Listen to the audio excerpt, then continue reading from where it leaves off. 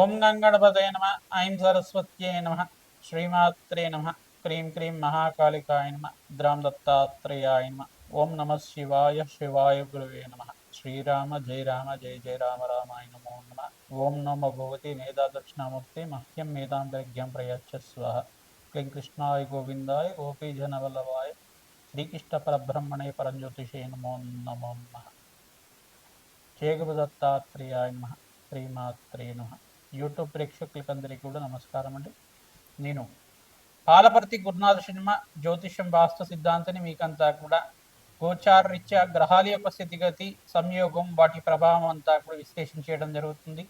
ప్రధానంగా ఈ రోజున చెప్పబోయే టాపిక్ ఏంటంటే కంటెంట్ అంతా కూడా 2026 ఆంగ్ల సంవత్సర ఫలితాల్లో భాగంగా శని రాహు కేతు మరియు బృహస్పతి యొక్క ఫలితాలంతా కూడా మేషాది ద్వాదశ రాశుల వాళ్ళకి ఎటువంటి ప్రభావం చూపిస్తుంది. ప్రధానంగా ఈ యొక్క 3 గ్రహాల కన్నా అత్యంత శుభమైన ఫలితాలు బృహస్పతి అంతా కూడా ఇచ్చే పరిస్థితి అంతా కూడా కలుస్తుంది. ప్రధానంగా చూసుకుంటే గోచారరీత్యా బృహస్పతి అంతా కూడా రాజయోగ కారకుడిగా మారబోతున్నారు. బృహస్పతి అంతా కూడా అనుగ్రహం వల్ల ఉచ్చస్థానంలో బృహస్పతి మార్పు అంతా కూడా రాజయోగ కారణంగా మారుతుంది. గోచారరీత్యా మేషాది ద్వాదశ రాశుల వాళ్ళకి ప్రధానంగా చూసుకుంటే గోచారరీత్యా గ్రహస్థితి అంతా కూడా ఈ రకంగా ఉంది. మీనంలో శని యొక్క సంచారం జరుగుతుంది. ప్రధానంగా రాహు యొక్క సంచారం అంతా కూడా చూసుకుంటే కుంభరాశిలో, కేతు యొక్క సంచారం అంతా కూడా చూసుకుంటే సింహరాశిలో సంచారం జరుగుతుంది. ప్రధానంగా గోచార చక్రవశాత్తు ప్రధానంగా ధనుస్సు రాశిలో అంతా కూడా చతుర్గ్రహ కూటమి జనవరి 1వ తారీఖు నుంచి ప్రారంభమై ప్రధానంగా సూర్య బుధ అంగారకుడు మరియు శుక్రుడి యొక్క కలియుగతోటి చతుర్గ్రహ కూటమితో ప్రారంభమవుతుంది. జనవరి 15వ తారీఖు రోజున మకర సంక్రాంతి వేరులో అంతా కూడా ప్రధానంగా మకర సంక్రమణం అంతా కూడా సూర్య భగవానుడు మకర రాశిలో అంతా కూడా సంచారం చేయడం మొదలు పెడతారు. ప్రధానంగా అక్కడంతా కూడా చూసుకుంటే జనవరి 15వ తారీఖు నుంచి ఈ యొక్క సూర్య మంగళ ఆదిత్య యోగం అంటే బుధాదిత్య యోగంలో ఈ యొక్క పంచగ్రహ కూటమి సంభవం అనేది జరుగుతుంది. ప్రధానంగా శుక్రుడు, బుధుడు, అంగారకుడు, సూర్య భగవానుడు మరియు చంద్ర భగవానుడు అంతా కూడా పంచగ్రహ కూటమిలో సంచారం జరుగుతుంది. మరియు ఫిబ్రవరి 23 తర్వాత ప్రధానంగా చూసుకుంటే ఈ యొక్క కుంభరాశిలో అంతా కూడా రాహుతో పాటు 5 గ్రహాలన్నీ కూడా ఈ 5 గ్రహాలన్నీ కూడా సంచారం జరుగుతుంది. ప్రధానంగా చూసుకుంటే షష్టగ్రహ కూటమి అంతా కూడా సంభవం జరుగుతుంది ఫిబ్రవరి 23 ఆ తారీఖులో అంతా కూడా 2026లో. ప్రధానంగా ఈ యొక్క చతుర్గ్రహ కూటమి, త్రిగ్రహ కూటమి, పంచగ్రహ కూటమి, షష్టగ్రహ కూటమి అంతా కూడా గోచారరీత్యా ఉండే గ్రహాల యొక్క సంయోగము వాటి భ్రమణం మేరకు మాత్రమే అంతా కూడా ప్రభావం చూపిస్తూ ఉంటాయి. మేషాది ద్వాదశ రాశి వాళ్ళకి విధంగా ఈ యొక్క ఎటువంటి ఆర్థికమైన ఇబ్బందులు, ఈ యొక్క ఆర్థికమైన కష్టాలు కానీ శ్రమతో కూడిన సంపాదన కానీ పెరగడానికి ఆస్కారం ఉంటుంది. ప్రథమార్థంలో జనవరి నుంచి ఏప్రిల్ 28వ తారీఖు దాకా, తర్వాత నుంచి ఏప్రిల్ 28వ తారీఖు తర్వాత సూర్య భగవానుడు అంతా కూడా ఉచ్చస్థానంలో మార్పు, బుధాదిత్య యోగంలో మార్పు, సూర్యమంగళ యోగంలో మార్పు అంతా కూడా అత్యంత శుభమైన ఫలితాలు ఇవ్వడానికి ఆస్కారం ఉంటుంది. మే 15వ తారీఖు తర్వాత నుంచి మీకు అంతా కూడా రాజయోగంగా చెప్పడం జరుగుతుంది. జూన్ 1వ తారీఖు నుంచి 14వ తారీఖు తర్వాత బృహస్పతి అంతా కూడా కర్కాటక రాశిలో ప్రవేశం చేస్తున్నారు. తద్వారా రాజయోగంగా మారుతుంది.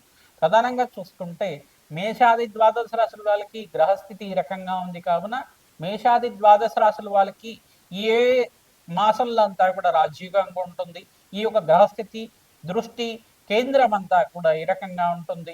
ప్రధానంగా శనీశ్వరుడు, రాహు, కేతు అంతా కూడా ఈ యొక్క వక్రదృష్టి అంతా కూడా ఈ రకంగా ఉంటుంది. బృహస్పతి మార్పు అంతా కూడా రాజయోగ కారణంగా ఏ రకంగా ఏ రాశి వాళ్ళకి యోగకరంగా ఉంటుంది.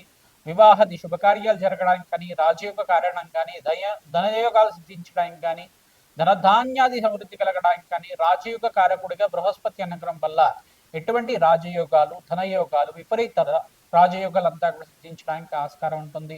అత్యంత శుభమైన ఫలితాలు ఇవ్వడానికి ఆస్కారం ఉంటుంది.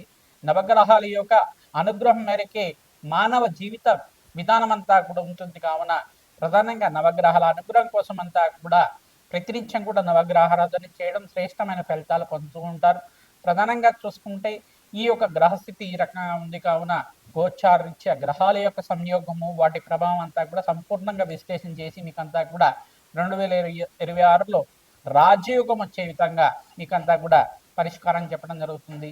ప్రతినిత్యం కూడా మేషాది ద్వాదశ రాశి వాళ్ళు ఈ యొక్క నవగ్రహ ఆరాధన చేసుకోవడం, ప్రధానంగా మీకు చెప్పబడే సూచనప్రాయంగా అంతా కూడా చెప్పడం జరుగుతుంది. నవగ్రహ ఆరాధనలో భాగంగా మీరు ప్రతినిత్యం కూడా నవగ్రహ దేవతలకంతా కూడా ప్రదక్షిణాలు ఆచరించండి. ఆవునేతో దీపారాధన చేయండి. బెల్లం నివేదనం చేసి ఆ యొక్క చీమలకి ఆహారం వచ్చే విధంగా రావి చెట్టు, వేప చెట్టు ఉండే ప్రాంతంలో అంతా కూడా సమర్పించడం వల్ల రాజయోగం సిద్ధిస్తుంది. గోమాత సేవ చేసుకున్న వాళ్ళకి అత్యంత శుభమైన ఫలితాలు పొందడానికి ఆస్కారం ఉంటుంది. ప్రధానంగా ఆదిత్యాది నవగ్రహ స్తోత్రాన్ని ప్రతినిత్యం కూడా చదువుకోవడం 3 సార్లు కానీ 11 సార్లు కానీ వినడం కానీ చదవడం కానీ చేయడం వల్ల నవగ్రహ దోష నివారణ కలిగి మీకంతా కూడా రాజయోగం స్థితి రావడానికి ఆస్కారం ఉంటుంది. ఈ యొక్క రాహుకేతు వక్రగతి సంచారం కూడా ఏప్రిల్ 14వ తారీఖు తర్వాత నుంచి జరుగుతూ ఉంటుంది. తద్వారా మీకంతా కూడా సంపూర్ణ విశ్లేషణ అంతా కూడా చేస్తూ ఉంటాం. తద్వారా మీకు పరిష్కారం అందుతుంది. వీడియో అంతా కూడా చూడండి, మీకంతా కూడా షేర్ చేయండి, సబ్స్క్రైబ్ చేయండి. తద్వారా రాజయోగం సిద్ధి రావడానికి ఆస్కారం ఉంటుంది. సంపూర్ణమైన పరిష్కారం అంతా కూడా అందుతుంది. ప్రధానంగా జాతకరీత్యా ఉన్న పరిహారం అంతా కూడా చెప్తూ ఉంటాం. ఈ యొక్క గోచారీత్యా గ్రహాల యొక్క సంయోగము, వాటి ప్రభావం అంతా కూడా దృష్టి కేంద్రం అంతా కూడా ఈ రకంగా ఉంది. ఏ రాశి వాళ్ళకి ఏ రకంగా ఉంటుంది అనేది విశ్లేషణ చేయడం జరుగుతుంది. శ్రీమాత్రే నమః. కర్కాటక రాశి జాతకులకి 2026 ఆంగ్ల సంవత్సర ఫలితాల్లో భాగంగా శని, రాహు, కేతు, బృహస్పతి యొక్క గ్రహాల యొక్క స్థితిగతి, వాటి ప్రభావం అంతా కూడా కర్కాటక రాశి మీద ఎటువంటి ప్రభావం చూపిస్తున్నాయి, ప్రత్యేకంగా బృహస్పతి అంతా కూడా ఉచ్చస్థానంలో మార్పు అంతా కూడా ఎటువంటి ఫలితాలు ఇవ్వబోతున్నారనే విశ్లేషణ చేయడం జరుగుతుంది. 3 గ్రహాలు ప్రధానంగా శనీశ్వరుడు, రాహు, కేతు అంతా కూడా ఈ యొక్క గ్రహాల యొక్క సంయోగం అంతా కూడా ప్రధానంగా చూసుకుంటే వాటి ప్రభావం అంతా కూడా కర్కాటక రాశి మీద అత్యంతమైన పుణ్యమైన ఫలితాలు ఇవ్వడానికి ఆస్కారం ఉంటుంది. ప్రధానంగా ఎందుకంటే ఇక్కడ బృహస్పతి అంతా కూడా రాశిలో సంచారం చేస్తున్నారు. తద్వారా మీకంతా కూడా రాజయోగ స్థితి రావడానికి ఆస్కారం ఉంటుంది. ప్రధానంగా మిగతా గ్రహాలన్నీ కూడా మిత్ర గ్రహాలుగా మారి బృహస్పతి యొక్క ఉచ్చస్థానాలంతా కూడా మీకు మంచి ఫలితాలు ఇచ్చే విధంగా మార్పు జరగడానికి ఆస్కారం ఉంటుంది. రాజయోగ కారకుడిగా బృహస్పతి అంతా కూడా మంచి ఫలితాలు పొందడానికి ఆస్కారం ఉంటుంది. జీవితంలో చాలా వరకు కూడా మీరు అనుకోని విధంగా ధనప్రాప్తి లభించడానికి కానీ, విశేషమైన పుణ్య ఫలితాలు పొంది మీరంతా కూడా ఆర్థికంగా మంచి సెటిల్మెంట్ అవ్వడానికి కానీ ఆస్కారం ఉంటుంది.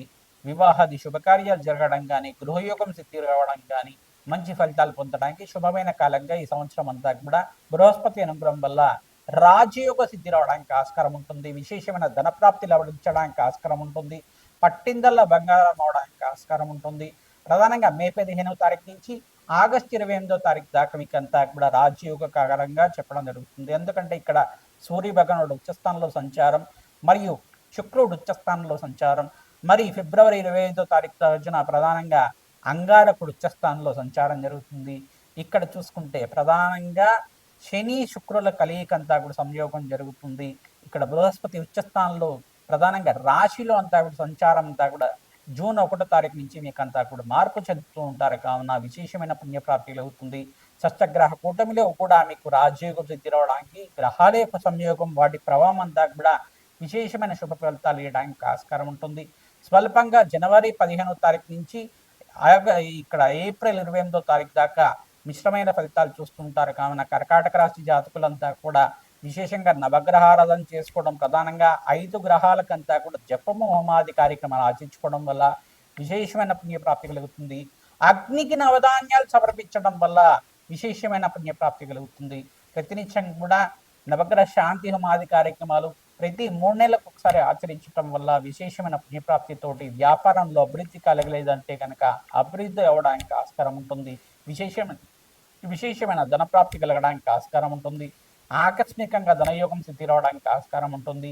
తెల్ల ఆవాలతోటి శ్రీ సూక్త విధానంగా లక్ష్మీ కుబేర శాంతి హోమాది కార్యక్రమాలు ఆచరించుకోవడం, విశేషంగా రాజశ్యామల యజ్ఞాధికృతులు మాఘమాసంలో ఆచరించుకోవడం వల్ల విశేషమైన పుణ్యప్రాప్తి కలుగుతుంది.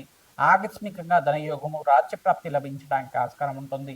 వివిధ వ్యాపార రంగంలో వాళ్ళకి, ఐటీ రంగంలో వాళ్ళకి మంచి మార్పులు జరగడానికి ఆస్కారం ఉంటుంది. విదేశంలో స్థిరత్వం కోసం ప్రయత్నం చేసుకోవాలి, విదేశంలో స్థిరత్వం లభిస్తుంది. ఈ సంవత్సరం అంతా కూడా నవంబర్ 28వ తారీఖు లోపల మీకు అంతా కూడా కార్యసిద్ధి కలగడానికి ఆస్కారం ఉంటుంది. వివాహం కాని వాళ్ళకి వివాహాది శుభకార్యాలు జరుగుతూ ఉంటాయి. అత్యంత శుభమైన కాలంగా చెప్పడం జరుగుతుంది. ప్రతినిత్యం కూడా గోమాత సేవ చేసుకుంటూ ఉండండి. శనీశ్వరుడికి, రాహుకి, బృహస్పతికి మరియు ఇక్కడ శుక్ర భగవానుడికి, ఇక్కడ అంగారకుడికి అంతా కూడా జపము హోమాది కార్యక్రమాలంతా కూడా ఆచరించండి. తద్వారా మీకంతా కూడా విశేషమైన పుణ్యప్రాప్తి కలుగుతుంది. కులదేవత ఆరాధన చేసుకుంటూ ఉండాలి. మహాలక్ష్మీదేవి ఆరాధన, పరమేశ్వర ఆరాధన చేసుకున్న వాళ్ళకి అఖండమైన పుణ్యప్రాప్తి కలుగుతుంది. లక్ష్మీ నరసింహస్వామి ఆరాధన విశేషంగా ఆచరిస్తూ ఉండాలి.